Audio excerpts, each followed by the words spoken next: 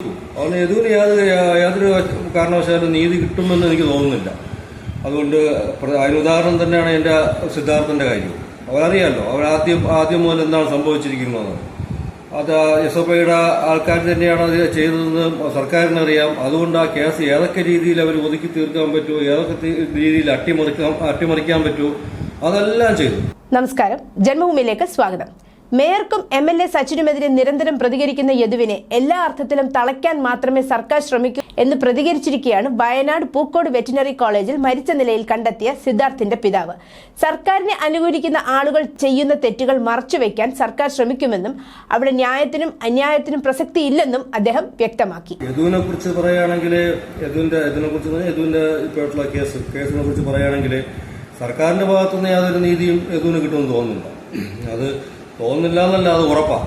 നമുക്കറിയാമല്ലോ, അവര് സർക്കാരിനെതിരെയല്ല നിൽക്കുന്നത്, അവന് ഓപ്പോസിറ്റായിട്ട് നിൽക്കുന്നത് സർക്കാരിന്റെ ആൾക്കാരാണ്. അങ്ങനെ ആകുമ്പോൾ ഏത് രീതിയിലെങ്കിലും അവർ യദുവിനെ ഒതുക്കും. യദുവിന് യാതൊരു കാരണവശാലും നീതി കിട്ടുമെന്ന് എനിക്ക് തോന്നുന്നില്ല. അതുകൊണ്ട് അതിനുദാഹരണം തന്നെയാണ് എൻ്റെ സിദ്ധാർത്ഥന്റെ കാര്യം. അവരറിയാമല്ലോ, ആദ്യം മുതൽ എന്താണ് സംഭവിച്ചിരിക്കുന്നത്.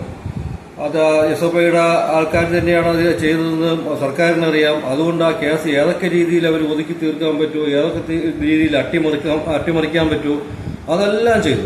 ഈ സർക്കാർ മാക്സിമം ചെയ്തു. അവസാനം പോലീസ് അന്വേഷണം വന്നു, അതിനെ അവർ ഏകദേശം അട്ടിമറിച്ചുകൊണ്ടിരുന്നു. CBIക്ക് വേണ്ടി കൊടുക്കാൻ വേണ്ടിയിട്ട് പറഞ്ഞു. അതും അവർ തടയിട്ടു. ഏത് രീതിയിലെങ്കിലും ആ ഇലക്ഷൻ വരെയെങ്കിലും അത് വലിച്ചു നയിച്ച് കൊണ്ടുപോകണം. അത് തെറ്റായ രീതിയിൽ അവർക്ക് അയക്കേണ്ടത് തെറ്റായ രീതിയിൽ അയച്ചു, അയക്കേണ്ട സ്ഥലത്തല്ല അയച്ചത്. അപ്പോൾ അതൊന്നൊരു മിസ്റ്റേക്ക് അല്ലല്ലോ, അത് മനഃപൂർവ്വം വരുത്തി തീർത്തതാണ്. അന്വേഷണം എങ്ങനെയെങ്കിലും അട്ടിമറിക്കാൻ വേണ്ടി അവർ ശ്രമിച്ചുകൊണ്ടിരുന്നു. പക്ഷെ അവരെ ശ്രമം വിജയിച്ചില്ല. CBIക്ക് എത്തേണ്ട സമയത്ത് അത് എത്തി എന്ന് തന്നെയാണ് ഞാൻ വിശ്വസിക്കുന്നത്. അതുപോലെ തന്നെയാണ് ഈ യദുവിൻ്റെ കാര്യം. യദുവിനെ ഇവർ ഒന്നുകിൽ അവർ ഒതുക്കും. കാര്യം എന്ന് പറഞ്ഞാൽ, അതാണ് ഞാൻ മുമ്പ് പറഞ്ഞത്, അവനെതിരെ നിൽക്കുന്നത്, അല്ലെങ്കിൽ അവൻ ആരോടാ ഫൈറ്റ് ചെയ്യുന്നത്, അല്ലെങ്കിൽ ആരോടാണ് അവർ വാദിക്കാൻ പോകുന്നത്, സർക്കാരിന് എതിരായിട്ട് നിൽക്കുന്നത്, അല്ല അവനെതിരായിട്ട് നിൽക്കുന്നത് സർക്കാരിന്റെ ആൾക്കാരാണ്. സർക്കാരിന്റെ ആൾക്കാരെന്ന് പറയുമ്പോൾ അതിൽ അന്യായം ഒന്നും ഈ സർക്കാർ നോക്കൂല. അവരെ രക്ഷിക്കുക. അത് ആര് കൊന്നിട്ട് പോയാലും, ആര് അടിച്ചിട്ട് പോയാലും, ആരെന്ത് പീഡിപ്പിച്ചിട്ട് പോയാലും, എന്ത് പോയാലും പോണം അവരെ രക്ഷിക്കുക. അതാണ് ഇവരെ നയം. അതുകൊണ്ട് യദുവിന് വലിയ ഈ സർക്കാരിന്റെ ഭാഗത്തുനിന്ന് എന്തെങ്കിലും കിട്ടുമെന്ന് എനിക്ക് തോന്നുന്നില്ല.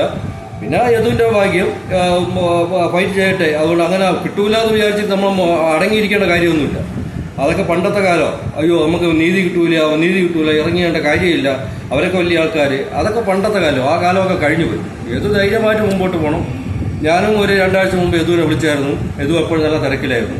ഞാൻ യദുവിനെ പറഞ്ഞു, എൻ്റെ ഭാഗത്തുനിന്ന് എന്തെങ്കിലും നിങ്ങൾക്ക് സപ്പോർട്ട് വേണോ, അല്ലെങ്കിൽ എന്ത് രീതിയിലുള്ള സപ്പോർട്ടാണ്, അല്ലെങ്കിൽ വേണമെന്നുണ്ടെങ്കിൽ പറയുക. നിങ്ങൾ സമരത്തിന് പോകുന്നുണ്ടോ, ഞാൻ കൂടെ വരാം. അതിനൊന്നും പേടിക്കേണ്ട കാര്യമില്ല. കാരണം പണ്ടാണ് നിങ്ങൾ പേടിച്ചിരിക്കേണ്ട കാര്യം. ഇന്നത്തെ കാലത്ത് ഒരുത്തനെയും പേടിക്കേണ്ട കാര്യമില്ല. ഒരുത്തനെയും, എത്ര വലിയവനായിരുന്നാലും ചെറിയവനായിരുന്നാലും ഞാൻ യദുവിനോട് പറയുക, പേടിക്കരുത്, മുമ്പോട്ട് തന്നെ പോകണം. അതൊക്കെ പണ്ടത്തെ കാലമായിരുന്നു നമ്മൾ പേടിച്ചടങ്ങിയിരിക്കുന്നത്. ഇപ്പം അതൊക്കെ മാറി, ധൈര്യമായിട്ട് പോകുന്നു.